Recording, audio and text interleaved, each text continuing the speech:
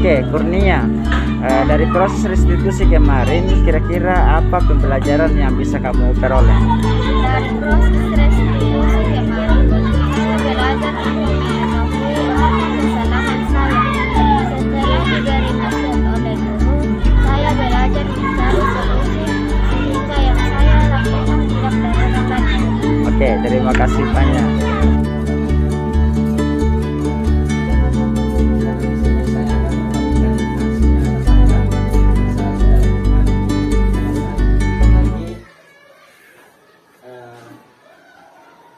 Inti dari kegiatan kita untuk hari ini adalah berbagi aksi nyata budaya positif. Jadi aksi nyata yang sudah saya rencanakan kemarin itu adalah bagaimana menerapkan pada murid, bagaimana menerapkan kedisiplinan pada murid. Kemudian tujuan dari rencana aksi nyata tersebut adalah supaya murid ini dapat memiliki karakter sesuai dengan profil pelajar Pancasila. Nah, yang menjadi tolak ukurnya adalah murid dapat menerapkan budaya positif atau kedisiplinan positif itu di dalam kehidupannya sehari-hari. Jadi pembahasan utama kita untuk hari ini adalah tentang budaya positif. Namun sebelumnya itu saya akan memaparkan sedikit tentang pandangan Ki Hajar Dewantara mengenai pendidikan. Apa itu pendidikan? Jadi menurut Ki Hajar Dewantara, pendidikan adalah tempat persemaian benih-benih kebudayaan dalam masyarakat. KHD memiliki keyakinan bahwa untuk menciptakan manusia Indonesia yang beradab, maka pendidikan menjadi salah satu kunci utama untuk mencapainya. Pendidikan dapat menjadi ruang berlatih dan bertumbuhnya nilai-nilai kemanusiaan yang dapat diteruskan atau diwariskan. Jadi itu pandangan Ki Hajar Dewantara mengenai pendidikan. Jadi di sini beliau menganggap bahwa di dalam pendidikan itu merupakan persemaian benih-benih. Jadi di sini kebudayaan dan pendidikan itu adalah dua hal yang tidak bisa dipisahkan satu dengan yang lain. Nah, berikutnya, tujuan pendidikan menurut Ki Hajar Dewantara yaitu menuntun segala kodrat yang ada pada anak-anak agar mereka dapat mencapai keselamatan dan kebahagiaan yang setinggi-tingginya, baik sebagai manusia maupun sebagai anggota masyarakat. Jadi di sini sudah jelas bahwa tujuan pendidikan itu adalah menuntun segala kodrat.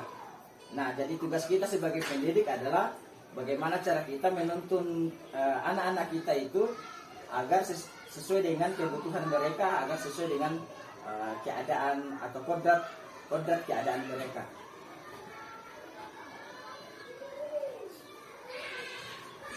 Nah, di sini Ki Hajar Dewantara mengibaratkan pendidik itu atau guru itu sebagai petani atau tukang kebun. Jadi petani dan tukang kebun ini guru itu diibaratkan sebagai petani atau tukang kebun, sedangkan murid itu sendiri diibaratkan sebagai biji padi atau jagung. Jadi petani atau tukang kebun berperan untuk menjadikan tanamannya bagaimana supaya bisa tumbuh subur. Bagaimana caranya? Ya pasti dengan diberikan perhatian atau perawatan. Nah, bila biji yang ditanam cara yang tepat untuk memberikan tuntunan kepada mereka sesuai dengan kebutuhan mereka dan potensi yang mereka miliki. Ya, ini inti kegiatan kita untuk hari ini, yaitu tentang budaya positif. Nah, di sini ada 6 konsep yang perlu kita pahami bersama. Yang pertama yaitu tentang perubahan paradigma. Yang kedua, disiplin positif dan motivasi. Yang ketiga, keyakinan keras. 4, pemenuhan kebutuhan dasar. Yang kelima, 5 posisi kontrol. dan yang terakhir adalah segitiga restitusi.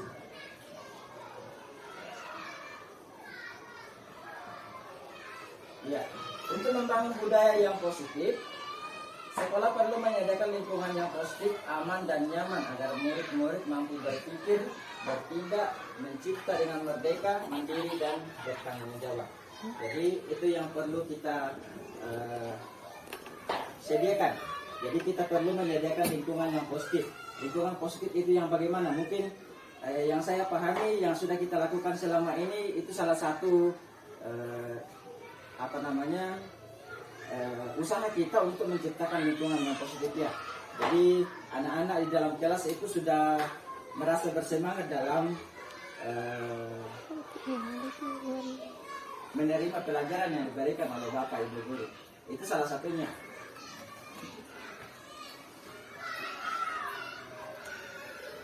Ya, di sini ada paparan dari Dr. William Glasser tentang teori kontrol. Di sini kita akan meluruskan beberapa miskonsepsi tentang kontrol. Nah, di sini dikatakan yang pertama, ilusi bahwa guru mengontrol murid. Kemudian yang kedua, bahwa semua penguatan positif, efektif dan bermanfaat. Yang saya lakukan ini sebenarnya masih perlu untuk diperbaiki. Saya beri contoh di sini tentang semua penguatan positif, efektif dan bermanfaat. Jadi tidak semua penguatan positif itu efektif dan bermanfaat. Ya, jadi bisa saja efektif, tapi mungkin efektif jika sasarannya itu tidak tepat. Kemudian membuat bahwa kritik dan membuat orang merasa bersalah itu dapat menguatkan karakter. Ya, ini juga sering saya lakukan, membuat orang merasa bersalah. Karena dalam maksud saya itu adalah setelah saya membuat mereka merasa bersalah, mereka kekuatan karakter mereka bisa berkembang. Tapi yang sebenarnya adalah bisa saja pada saat kita membuat mereka merasa bersalah, karakternya itu akan menurun, bahkan menjadi menghilang. Jadi ini yang perlu kita luruskan bersama. Kemudian yang terakhir, bahwa orang dewasa memiliki hak untuk memaksa. Jadi nanti ini akan kita lihat pada tabel stimulus selanjutnya. Ya, di sini tabel stimulus yang membedakan tentang bagaimana mengubah stimulus respon tentang dunia, kemudian teori kontrol tentang dunia. Jelas di atas yang pertama dikatakan bahwa realitas kebutuhan kita itu sama, itu pada stimulus respon. Kemudian menurut pada teori kontrol mengatakan bahwa realitas atau kebutuhan kita itu berbeda. Sama halnya dengan murid-murid kita di kelas. Jadi saya ambil contoh dari kelas 5B, itu terdiri dari 22 siswa. Nah, dari 22 siswa itu pasti memiliki kebutuhan yang berbeda-beda. Nah, tugas kita sebagai pendidik adalah kita harus mengetahui mencap bahwa apa yang dilakukan anak itu, walaupun di mata kita itu salah, itu adalah sesuatu yang buruk, sesuatu yang salah. Tetapi kita perlu menanyakan kepada anak mengapa mereka melakukan hal tersebut. Pasti ada tujuannya. Nah, di sini yang kelima, orang lain bisa mengontrol saya. Nah, pada teori kontrol mengatakan hanya Anda yang bisa mengontrol diri Anda. Ya, saya kira ini jelas. Yang berikutnya, saya bisa mengontrol orang lain. Ya, Anda tidak bisa mengontrol orang lain. Ya, ini bertentangan sekali. Pemaksaan ada pada saat bujukan gagal. Kolaborasi dan konsensus menciptakan pilihan-pilihan baru. Jadi biasa kita memaksa karena orang itu tidak mau melaksanakan bujukan yang kita berikan. Jadi yang terakhir, model berpikir menang kalah. Kalau pada teori kontrol bukan kontrol, model berpikir menang-menang. Model berpikir menang-menang. Disering-sering supaya tidak ada bingung. Mari waktu itu. Sebelum kita menerapkan budaya positif ini, yang pertama kita lakukan adalah merubah pandangan kita. Jadi kita kembali menganalisa apa yang telah kita lakukan selama ini, apakah yang saya lakukan ini sudah sesuai atau belum. Kemudian kita juga memperhatikan tadi yang tabel stimulus respon. Jadi yang diharapkan di sini adalah yang ada pada teori kontrol tentang dunia. Jadi kita menganggap bahwa kebutuhan kita itu berbeda. Kemudian yang terakhir di bawah, model berpikir itu menang-menang. Jadi tidak ada yang menang, tidak ada yang kalah. Tidak sesuai dengan pada stimulus respon sebelumnya. Ya, konsep yang kedua yaitu disiplin positif dan motivasi. Ya, disiplin positif merupakan unsur utama dalam mewujudkan budaya positif yang kita cita-citakan di sekolah kita. Kebanyakan orang menghubungkan kata disiplin dengan tata tertib, teratur, kepatuhan pada peraturan. Ya, kedisiplinan biasa orang menghubungkan dengan hal tersebut, tata tertib, teratur, kepatuhan dan peraturan. Jadi di sini kalau kita melihat bahwa ada unsur sanksi dan hukuman kalau kita menghubungkan disiplin dengan tata tertib dan kepatuhan pada peraturan. Jadi kapan orang itu tidak melaksanakan peraturan, maka tentu akan diberikan sanksi atau hukuman. Tapi dalam disiplin positif itu diharapkan tidak ada hukuman. Untuk menciptakan murid yang merdeka, syarat utamanya adalah harus ada disiplin yang kuat. Nah, disiplin yang kuat di sini artinya disiplin diri. Betul di sana disiplin diri. Disiplin diri itu berasal bisa muncul karena ada motivasi dari dalam diri siswa itu sendiri. Jadi bukan motivasi dari luar. Itu namanya disiplin diri. Mungkin ada yang bertanya bagaimana kalau siswa kita, karena kalau kita perhatikan di anak-anak kita di sini masih sangat kurang dalam kedisiplinan. Bagaimana kalau anak-anak itu bagaimana untuk menciptakan kedisiplinan diri untuk anak-anak kita? Bisa kita memberikan bimbingan, memberikan tuntunan. Jadi bisa diberikan motivasi eksternal melalui guru untuk membangun motivasi anak-anak itu. Ya, disiplin diri dapat membuat seorang menggali potensinya menuju kepada sebuah tujuan, sesuatu yang dihargai dan dimaknai. Ya, inilah fungsinya disiplin diri. Ya, jadi kita bisa menggali potensi terhadap apa tujuan kita yang kita hargai dan kita maknai. Ya, bisa juga dikatakan di sini bahwa dengan disiplin diri, kalau anak-anak kita sudah memiliki kedisiplinan diri, maka anak-anak itu bisa belajar untuk mempertanggungjawabkan apa yang dilakukannya. Jadi selain tadi menggali potensinya, bisa juga untuk memberikan pelajaran bagi mereka agar bisa mempertanggungjawabkan apa yang dilakukannya. Nah, ini tujuan kita sebagai pendidik, yaitu menciptakan anak-anak yang memiliki disiplin diri sehingga mereka bisa berperilaku dengan mengacu pada nilai-nilai kebajikan universal dan memiliki motivasi intrinsik. Ya, seperti yang saya bilang tadi bahwa motivasi dari dalam diri untuk menciptakan atau menumbuhkan kedisiplinan diri pada anak itu. Nah, inilah tugas kita. Bagaimana kita menciptakan anak-anak yang sehingga anak-anak itu memiliki kedisiplinan diri.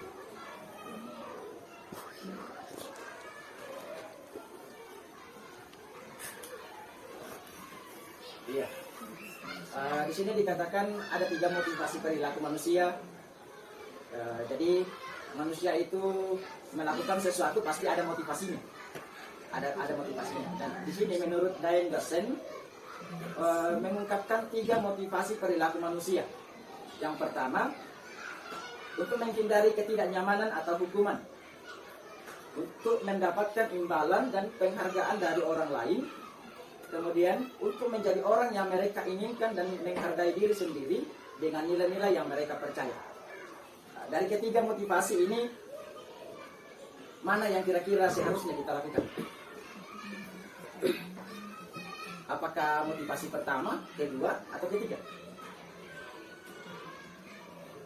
Ya, nah aku makanya sama kuposara teh, tapi ada satu yang seharusnya kita lakukan. Kira-kira mana Bapak Ibu? Baik. Yang ketiga. Iya. Untuk yang pertama, menghindari ketidaknyamanan atau hukuman. Biasa ke dalam kelas, di dalam kelas kita biasa memberikan tugas kepada anak. Diberikan tugas seperti kerjakan halaman ini nomor 1 sampai 5. Ya, kita biasa melihat ada anak yang memang serius dalam menjawab. Tapi ada juga anak yang cuek saja dalam menjawab. Nah, anak yang serius ini dalam menjawab perlu kita lihat lagi. Apakah benar-benar mereka mengerjakan tugas itu karena ada motivasi dari dalam diri mereka, atau karena ketidaknyamanan, atau karena tidak mau dihukum. Karena mungkin biasa sudah pernah dihukum, jadi mereka tidak mau dihukum lagi, sehingga mereka berusaha agar mengerjakan tugas itu sampai selesai. Itu contoh menghindari ketidaknyamanan atau hukuman. Itu yang kedua, mendapatkan imbalan atau penghargaan dari orang lain. Ya, seperti contoh tadi, mungkin ada siswa yang mengerjakan tugas itu karena sebelumnya sudah pernah diberikan hadiah. Jadi dalam pikiran anak itu mengatakan, kalau saya akan mengerjakan ini, pasti Pak Guru, Ibu Guru nanti akan memberikan hadiah kembali kepada saya. Jadi harus saya kerjakan.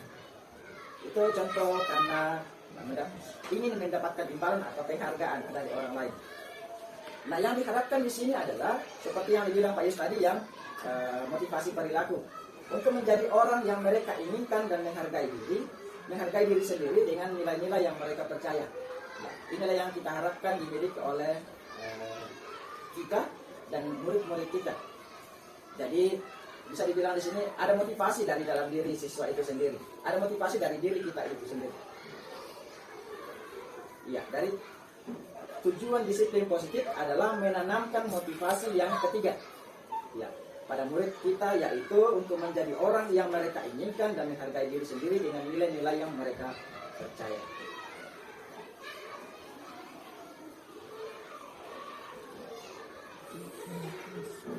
Ya, konsep yang ketiga adalah keyakinan kelas. Keyakinan kelas. Kalau berbicara tentang keyakinan kelas, mungkin sudah sering didengar ya. Ya, sebelum mempelajari ini, yang muncul dalam pikiran saya adalah tentang peraturan kelas. Jadi saya samakan keyakinan kelas dengan peraturan kelas. Namun sebenarnya itu adalah dua hal yang berbeda. Nah, perbedaannya di mana? Kalau kita bilang peraturan kelas, seperti tadi dibilang, peraturan itu ada unsur hukumannya. Ya, bukannya tidak ada hukuman dalam keyakinan kelas, tapi diusahakan tidak ada. Nah, dalam peraturan kelas itu ada unsur sanksi dan hukuman. Tetapi di dalam keyakinan kelas ini, karena kita buat bersama, kita sudah yakini bersama untuk bisa kita laksanakan secara bersama, maka pasti semua warga, ya kita ambil contoh saja, warga kelas nanti itu akan melaksanakannya. Jadi unsur sanksi dan hukuman itu bisa saja tidak ada, bisa saja tidak ada. Demo hukuman, tapi hukuman yang hukuman yang ringan. Nah, di sini ada pertanyaan, mengapa kita memiliki peraturan tentang penggunaan helm pada saat mengendarai kendaraan roda 2? Kira-kira apa jawabannya itu, Bapak Ibu? Mengapa kita memiliki peraturan untuk menggunakan helm pada saat kita mengendarai kendaraan bermotor?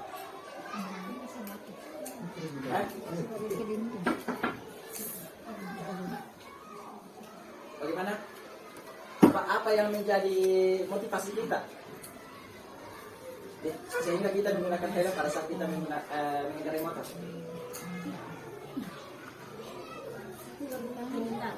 Aturan untuk pengendara. Ada yang lain? Untuk keamanan. Nah, yang kalau ini, mengapa kita memiliki peraturan tentang menggunakan masker, mencuci tangan setiap saat? Itu iya, kesehatan. Jadi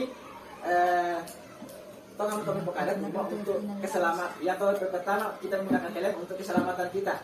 Kemudian ini penggunaan masker dan mencuci tangan untuk kesehatan kita. Kita yakini bahwa kalau kita menggunakan helm, setidaknya saya sudah menjaga keselamatan saya. Saya menggunakan masker dan mencuci tangan karena saya yakin bahwa ini untuk kesehatan saya. Nah, inilah yang dimaksud dengan keyakinan. Kita melakukannya itu karena kita yakin bahwa itu ada manfaatnya untuk kita. Nah, kita bawa ke dalam kelas. Setiap tindakan atau perilaku yang kita lakukan di dalam kelas dapat menentukan terciptanya sebuah lingkungan positif. Perilaku warga kelas tersebut menjadi sebuah kebiasaan yang akhirnya membentuk sebuah budaya positif. Untuk terbentuknya budaya positif, yang pertama-tama kita perlu lakukan adalah melakukan kesepakatan dengan semua warga kelas. Melakukan kesepakatan dengan semua warga kelas. Jadi dalam pembentukan keyakinan kelas ini diusahakan semua murid nanti itu di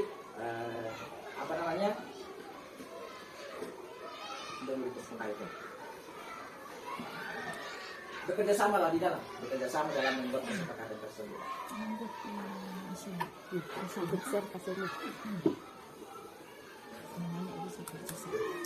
Iya. Bagaimana membentuk keyakinan kelas? Di sini beberapa poin yang perlu kita perhatikan. Jadi tadi saya bilang bahwa untuk membentuk keyakinan kelas ini diusahakan supaya semua warga kelas itu terlibat. Nah, bagaimana bentuk keyakinan kelas itu yang akan kita buat?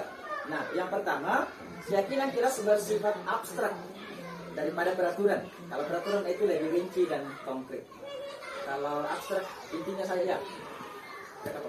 Intinya kalau abstrak. Ya. Iya, Kak. Maksudnya konkret kan jelas. Ya, jelas. Ya, gitu. Jadi keyakinan kelas lebih abstrak. Contohnya di sini, kalau peraturan kelas biasa kita bilang jangan membuang sampah sembarangan, jangan mencoret pagar dan tembok. Tapi kalau keyakinan kelas bisa dibilang jagalah kebersihan. Jagalah kebersihan. Oh, jadi yang mau kami jagalah kebersihan, lama lanto membuang sampah pada tempatnya, tidak mencoret pagar dan tembok. Begitu maksudnya. Yang kedua, pernyataan keyakinan kelas senantiasa dibuat dalam bentuk positif. Ya, maksudnya di sini dalam membuat keyakinan kelas usahakan jangan ada kata tidak, kata jangan atau dilarang. Jangan ada kata-kata itu di dalam keyakinan kelas yang kita buat. Saya kasih contoh, kalau Bapak Ibu menggunakan jangan membuang sampah sembarangan. Kalau di keyakinan kelas dibuat buanglah sampah pada tempatnya. Jadi tidak ada lagi kata jangan di dalam. Karena di sini yang akan kita bangun adalah budaya positif. Jadi usahakan kata-katanya itu positif. Yang buang sampah di sini adalah tempat ibadah. Di situ ada kan manusia yang mau dikasih tahu bukan hewan. Bukan positif itu, Pak. Ada bahasa bilang. Iya. Gunakanlah bahasa yang Positif. indah. Ya, bisa termasuk keyakinan. Ya, termasuk keyakinan. Sudah berbentuk abstrak, sudah berbentuk kalimat apa namanya? Sudah positif. Kemudian yang ketiga, keyakinan kelas hendaknya tidak terlalu banyak. Iya, supaya dapat diingat dan dipahami oleh semua warga kelas. Ya, kalau kemarin kami buat karena 22 siswa di kelas 5B, semua siswa mengungkapkan pendapatnya. Jadi pada saat ditempel, keyakinan itu ada 22. Ada 22. Nah, dari 22 ini kalau dijadikan semua keyakinan kelas, tidak akan mudah untuk diingat atau tidak akan mudah untuk dipahami. Nah, bukannya pendapat dari siswa ada yang tidak dipakai, tapi caranya dari 22 keyakinan yang sudah diungkapkan oleh siswa itu, guru menyaring lagi, karena pasti ada yang memiliki pendapat yang sama. Contohnya ada yang menulis membuang sampah tentang kebersihan, membuang sampah atau mencoret tembok, itu kan sudah satu. Itu kita bisa jadikan satu. Jadinya nanti itu lebih sedikit. Tapi memuat semua apa yang sudah diyakini oleh siswa. Yang keempat, keyakinan kelas sebaiknya sesuatu yang dapat diterapkan di lingkungan tersebut. Saya kira ini jelas ya. Tidak mungkin kita mengambil contoh keyakinan kelas di kota, lalu kita terapkan di pedesaan. Bisa saja diambil, yang penting bisa diterapkan. Semua warga kelas hendaknya ikut berkontribusi, ya, seperti yang saya bilang tadi itu. ya, semua murid dilibatkan di dalam pembuatan keyakinan kelas. Kemudian yang terakhir, bersedia meninjau kembali keyakinan kelas dari waktu ke waktu. Jadi maksudnya di sini kalau ada keyakinan kelas yang perlu untuk diperbaiki, ya bisa saja. Inilah kegiatan di kelas dari mampir dari dalam pembuatan keyakinan kelas. Nah, pada gambar pertama ini, di situ saya menjelaskan kepada siswa apa yang akan kita lakukan kesenangan, apa yang kebutuhan dan kemudian menjelaskan juga kepada siswa tentang perbedaan kalau kita mengatur kelas dengan keyakinan kelas. Berbagai dari dulu Pak pemahaman, dari dulu pemahaman namanya. Nah, setelah mereka paham, siswa itu karena kita melihat ada yang serius, mereka ada yang menyampaikan, ada yang bertanya, ada yang tertawa, tulis. Nah, setelah kita tanya, saya menanyakan langsung saja mereka melakukan hal tersebut karena tujuannya adalah untuk memenuhi kesenangan siapa yang mengungkapkan pendapatnya tertawa, tapi dia senang kalau di kelas di pakai itu masih keyakinan kepercayaan diri masih kebutuhan dasar yang kurang. Bersama dengan Pak Ali, kemudian ini kita akan kita gunakan nanti dalam memetakan saya mengambil dari inisiatif, saya membagikan kertas apa namanya itu yang ada lengkap. Oke. Yang berikutnya adalah 5 posisi kontrol. Yang pertama kain hukum.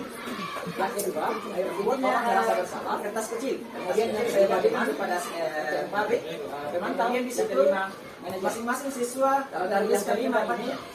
Yang saya sudah lakukan adalah masih satu siswa langsung berbicara. Tapi ini akan dilatih juga tentang keberanian dalam berbicara nanti. Kalau Bapak Ibu, bagaimana? Jadi pada gambar kedua ini siswa sudah mulai sebagai penghukum menyampaikan hasil menyampaikan pendapatnya pada papan tulis. Ya, sama juga dengan gambar yang ketiga. Nah, pada gambar yang keempat yang saya sudah lakukan itu sampai saya kembali harusnya menerangkan yang kami semua dalam kelas yang saya balik selama ini kembali tentang keyakinan yang sudah dibuat oleh semua siswa. Apa ditanyakan kembali kepada siswa, apakah bisa dilakukan atau tidak? Kamu ini bisa nggak sih sekali aja menjadi murid yang baik? Iya. Ini terakhir ya. Jadi dari 22 keyakinan yang sudah ditulis oleh siswa tadi itu, saya salin kembali sehingga hasilnya menjadi 6 keyakinan kelas. Jadi saya kira ini cukup untuk mudah dipahami dan mudah diingat oleh peserta didik. Dari ilustrasi tadi, ya kira-kira guru itu berada pada posisi kontrol yang mana? Ya, yang pertama itu saling menghargai dan menghormati. Pertama yang Sudah saya katakan pada kamu. Ya, kalau Bapak Ibu guru bisa jalan-jalan ke kelas, Sudah saya katakan pada kamu. masih Kalau tidak belajar, tidak masih usah. kecil, ya. Jadi, Sudah saya katakan pada kamu. Kalau tidak mau belajar, tidak usah ganggu teman yang lain. Kamu ini bisa nggak sih sekali aja menjadi murid yang baik? Ini terakhir ya, Pak Guru peringatkan. Kalau kamu sekali lagi membuat kacau, kamu akan Bapak keluarkan dari kelas.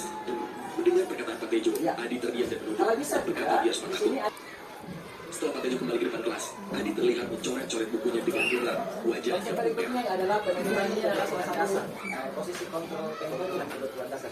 Karena seluruh tindakan manusia memiliki nilai pada satu. Semua yang kita lakukan adalah usaha terbaik kita yang mendapatkan apa yang kita inginkan, Bapak Guru. Ketika kita kecilnya ya kalau kita berada pada saat itu kita sedang ada sesuatu atau lebih bahasa dasar kita. Mata di sini ada 5 jaringan dasar mengerti kita. Yang pertama, di sini adalah terlambat lagi, pasti terlambat lagi, ada hubungan selalu datang terlambat, maka anak bisa datang tepat waktu. Kan mungkin salah kata dan kata-kata tersebut untuk petani melotot atau menuju anak. Yang kedua, cinta dan kasih sayang anak, kebutuhan anak. Seperti pada video tadi, setelah kita lahir oleh Pak Guru, anak ini kembali dulu kita akan jadi bahasa dia diam sambil mencoret-coret dan coret-coret bahasanya. Kita akan bahas. Bisa jadi pada saat pulang karena saking marahnya atau dendamnya kepada Tuhan untuk bertahan hidup, dia merusak-rusak kebahagiaan dalam sifat bisa bertahan hidup misalnya kesehatan kendaraan, maka dia merusak kendaraan. Saya kasih contoh itu kan satu respon dalam kelas ada anak yang membuat temannya itu menangis setelah ditanya, ya, kenapa menangis? Karena dia berbalik makanan dari temannya, bukunya, meja tulisnya.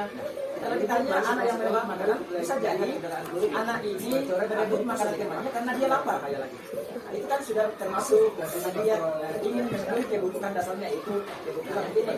Karena dia lapar merasa bersalah berebut makanan, ciri-cirinya nada suara salah memelas, halus, sedih, cinta dan kasih sayang hasrat ibu terdapat pada anak.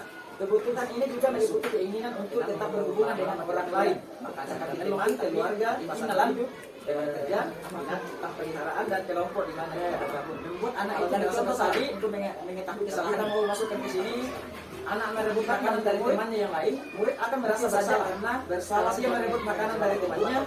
Dia suka kalau temannya itu menangis, akan merasa menjadi orang yang gagal dan tidak sanggup membahagiakan dia ada perhatian kepada seperti ini, dia berperhatian dari temannya tersebut. Itu kan salah satu contoh. Kalau hukum tadi langsung maksudnya di sini dilampiaskan. Tapi kalau posisi kontrol merasa bersalah sesuai ya nama kemenal dendam kesalahan hati kamu menolak. Bisa jadi suatu saat amarah itu akan meletus orang lain. Kemudian dia menyakiti dirinya perkosaan atau ataupun atas orang lain. Itu lebih bahaya tadi. Untuk mencapai sesuatu menjadi kompeten, menjadi terampil, diakui atas prestasi. Ya. Ini teman. Kalau kita lihat contoh yang tadi, teman supaya unsur perkosanya di situ, mungkin anak merebut makanannya, makanan dia, otonomi, memiliki pilihan dan mampu. Adi hanya akan berbuat sesuatu bila yang menyuruh adalah guru tersebut. Kadang kalau siswa lainnya kita suruh, kadang tidak mau. Kenapa? Karena dalam hatinya bukan guru. Karena dengan gurunya itu dia sudah sangat akrab sekali, sudah dianggap sebagai teman. Mari. Ini posisi kontrol yang Iya, apa konsekuensi yang kita sepakati jika tidak mengerjakan tugas? Menyelesaikannya sampai tuntas ketika jam pulang sekolah, Bu. Baik, kalau begitu Mia silahkan tetap berada di kelas daring dan selesaikan tugasnya. Baik, Bu. Mia, apa konsekuensi yang kita sepakati jika tidak mengerjakan tugas? Menyelesaikannya sampai tuntas ketika jam pulang sekolah, Bu. Baik, kalau begitu Mia silahkan tetap berada di kelas daring dan selesaikan tugasnya. Baik, Bu.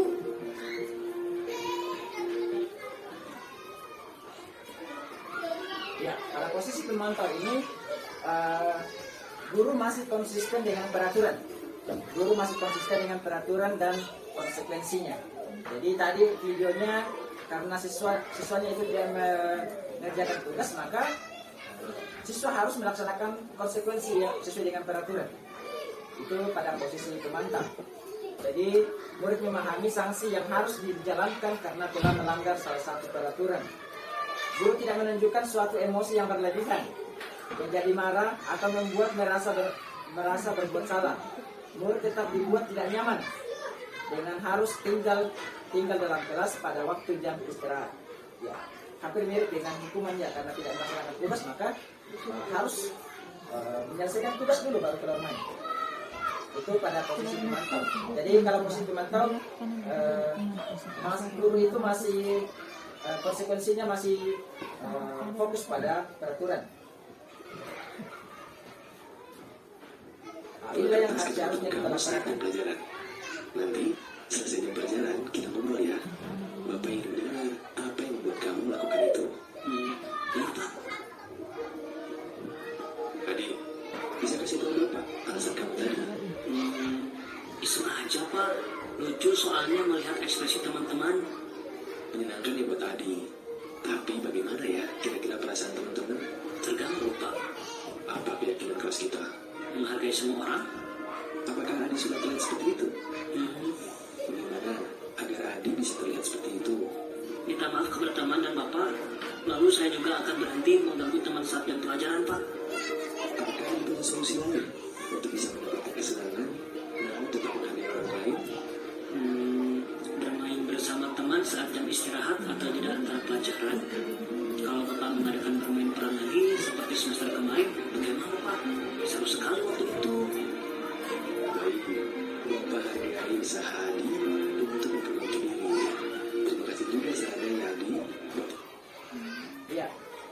posisi kontrol sebagai manajer. Yang ini yang seharusnya kita lakukan. Jadi dalam video itu Pak Guru menemukan bahwa siswa ini melakukan kesalahan, tetapi tidak langsung untuk dimarahi. Nah, kemudian guru menyampaikan kepada siswa bahwa kita akan melakukan diskusi setelah pulang sekolah nanti. Nah, dalam diskusi itu siswa itu diajak untuk mengetahui apa kesalahannya. Setelah siswa mengetahui kesalahannya, kemudian diberi juga nasihat kira-kira apa yang akan terjadi bila kamu melakukan hal tersebut. Nah, di sini juga siswa dibantu untuk mencari solusinya sehingga pada waktu ke depan itu tidak akan terulang lagi. Jadi di sini siswa mengetahui kesalahannya, siswa mengetahui bagaimana harus apa solusi yang harus dilakukan sehingga tidak mengulanginya di kemudian hari. Ini namanya posisi kontrol manajer. Jadi ada diskusi antara guru dengan siswa untuk menyelesaikan masalah.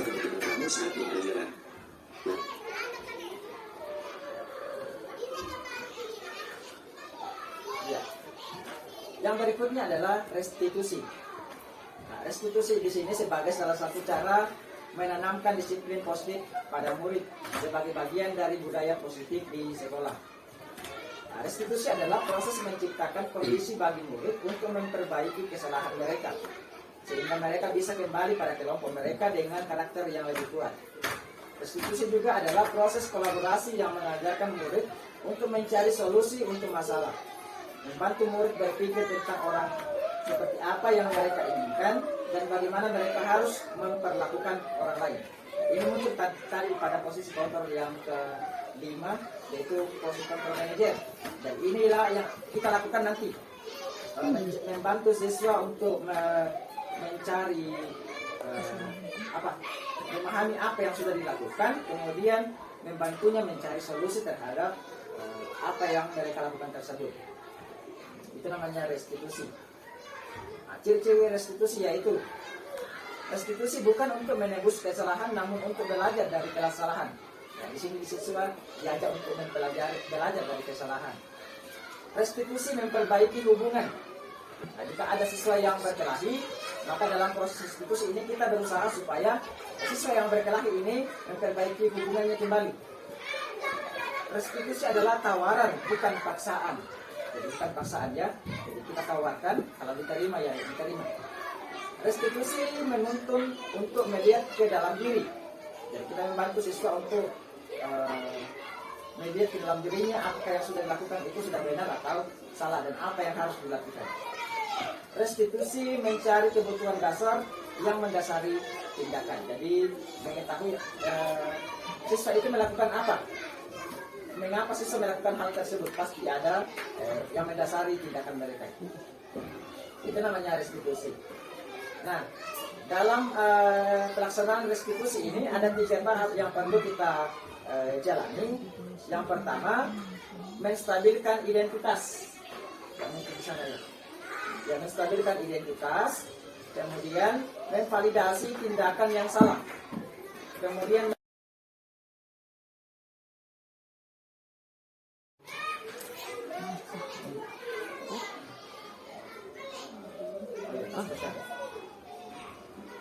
ya, terima kasih untuk waktunya untuk hari ini. Semoga apa yang saya sampaikan ada manfaatnya untuk Bapak Ibu guru. Di sini juga saya mengajak Bapak Guru untuk membuat keyakinan kelas di dalam kelasnya masing-masing sehingga kita mulai sedikit demi sedikit menerapkan kedisiplinan ini mulai dari dalam kelas kita. Jadi marilah kita bergerak dan menggerakkan untuk Indonesia maju. Terima kasih banyak.